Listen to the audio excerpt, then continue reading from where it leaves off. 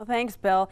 Fans of the OPP had better get ready to grin and bear it as its billing model is changing and municipalities are going to be feeling the pinch. The provincial government says the latest job creation numbers are something Ontarians can be proud of, but our local numbers, not so good. And the Wolf Island Corn Maze is holding a fundraiser for Easter Seals. That Easter Seals fundraiser tomorrow, 10 until 4 o'clock. It's helping a good cause through your participation. And new this year, they're offering hay rides so you can leave the car at home. And that's what we're working on in the CKWS newsroom. Back to you, Bill. Thanks, JLM. And I have a feeling you might be paying a visit to the Wolf Island Corn Maze tomorrow, so have fun there. Don't get lost. We need you. Well, thank you, Bill. Ratepayers can expect to pay more in places where OPP services are used. The Ontario Provincial Police released the 2015 bill to the township of Leeds and the Thousand Islands, and it was a big jump over last year's bill. Newswatch's Morgan Campbell explains. Staff with the Township of Leeds and Thousand Islands say they received a rather large bill in the mail this week. That bill came from the OPP.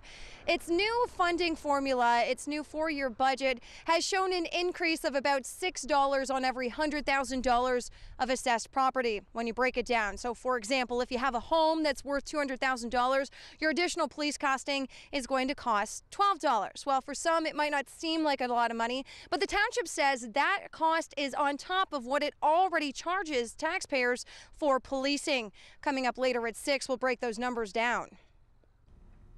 Businesses in Canada did a lot of hiring last month. The economy added 74,000 jobs in September, dropping the unemployment rate to its lowest level in nearly 6 years.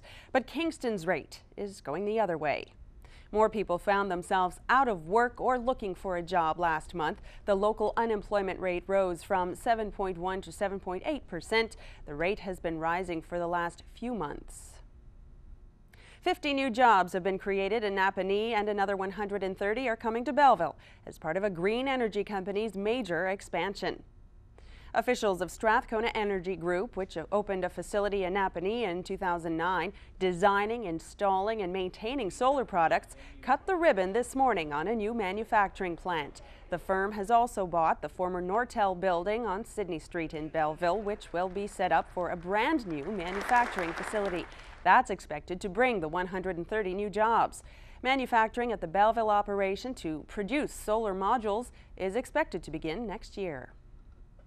Some good news for the city, but a waterfront development in Kingston has some neighbors fearing they'll be left high and dry.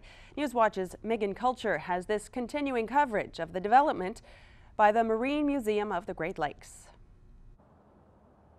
After news that the Marine Museum will be purchasing this land as well as the docks behind me here, the next question is, what could be developed?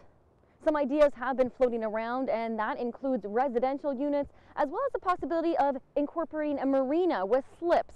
The Marine Museum would need to do some fundraising for the project, but they're also looking at bringing in someone from the private sector, some sort of developer that would help them transform this site.